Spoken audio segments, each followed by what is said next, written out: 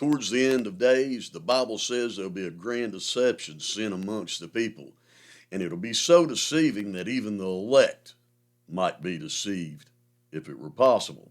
Now, what kind of deception what kind of deception would that be? Was it going to be aliens? That's the only thing I can really think of. And maybe, is this grand plan in full swing? We've got aliens in Miami being reported. That was an overwhelming police response for just a little disturbance of firecrackers and things. Now, I'm not saying I believe in aliens. The only way I'd be convinced is if one walked up to me and went, Shazbah, Nanu, Nanu. Then maybe. But let's get into this story. Maybe there's more to Project Bluebeam than we think.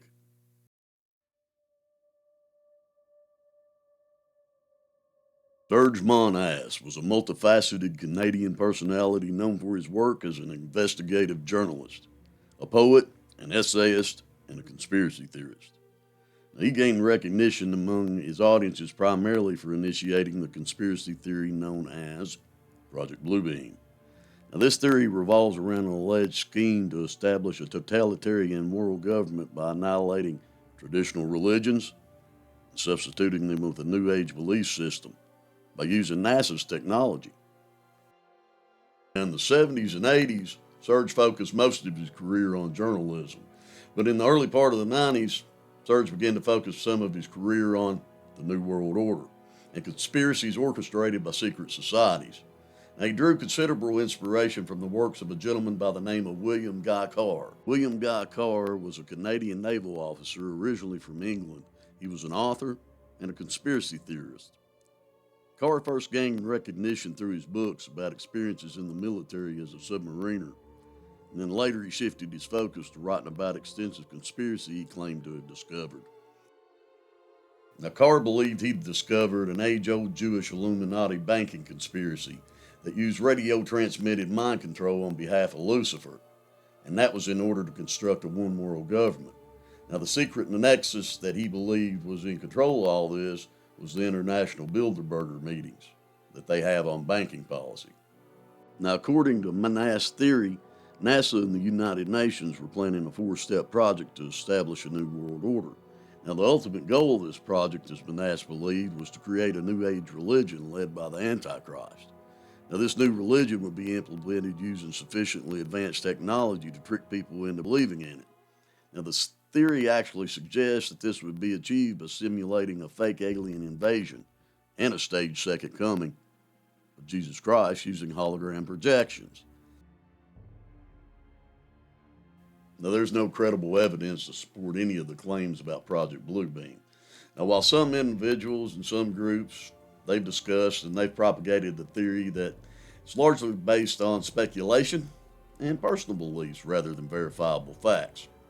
Right now is a good time to hit that like and hit that subscribe if you like what we're doing on the Strangely Mysterious channel. And here's another thing. Where do these theories come from? Who dreams these things up?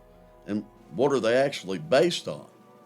Well, let's take a look at a few things here that may give some of these guys their ideas. We need some outside universal threat to make us recognize this common bound. I occasionally think how quickly our differences worldwide would vanish if we were facing an alien threat from outside this world. Now, I can see where that little speech there threw some conspiracy theorists into hyperdrive, but actually turns out old Ronald Reagan had an experience with seeing a UFO while he was governor of California. However, you can't state that while you're running for president, because back then you'd be considered a little cuckoo for Cocoa Puffs. One question we do really truly have to ask is, does NASA even have that kind of technology? And if they do have it now, did they have it in 94 when Monash was writing his theories in his book?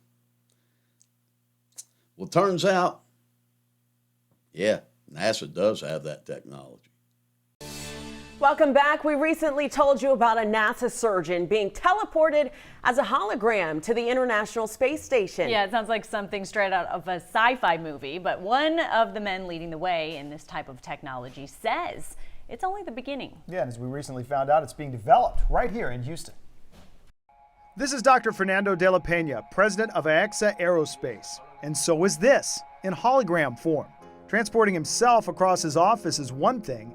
Transporting Dr. Joseph Schmidt to the ISS is something else altogether. He was at mission control, and moments later, he was on a station. He was the first holonaut, like a combination of hologram and astronaut. He was the first holonaut in human history. The historic moment was a long time coming for Dr. de la Peña, a former NASA contractor himself, who left the agency to start AEXA 10 years ago. I had a vision like this is going to be a line of business, just like the internet transformed everything in the 1990s.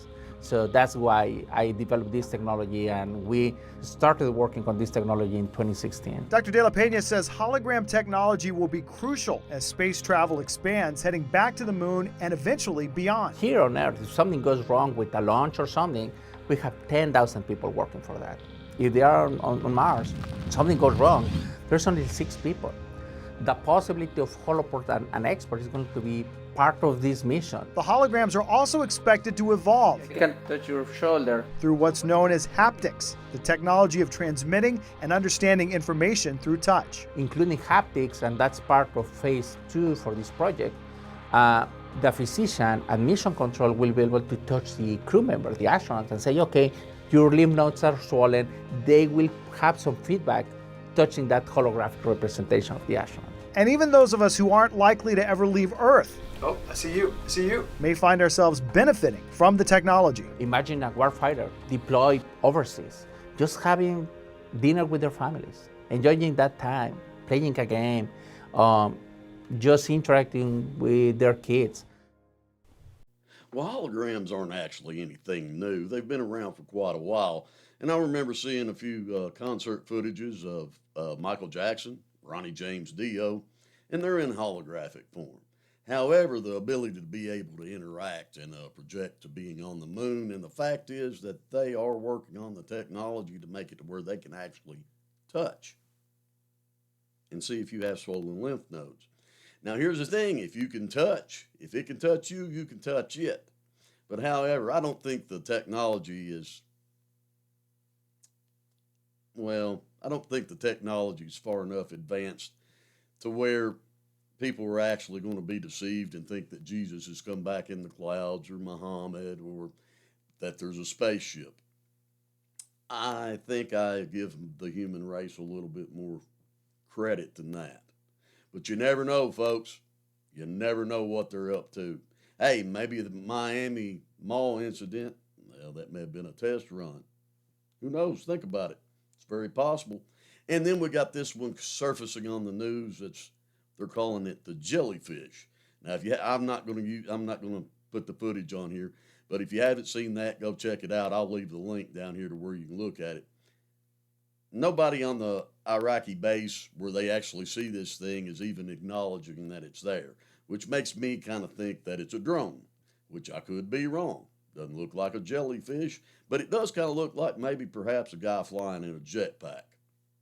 Who knows, folks? Question everything. And if I can give you one piece of advice, be good to each other, and be good at it. Hit that like, hit that subscribe, turn on all your notifications, and we'll see you next week.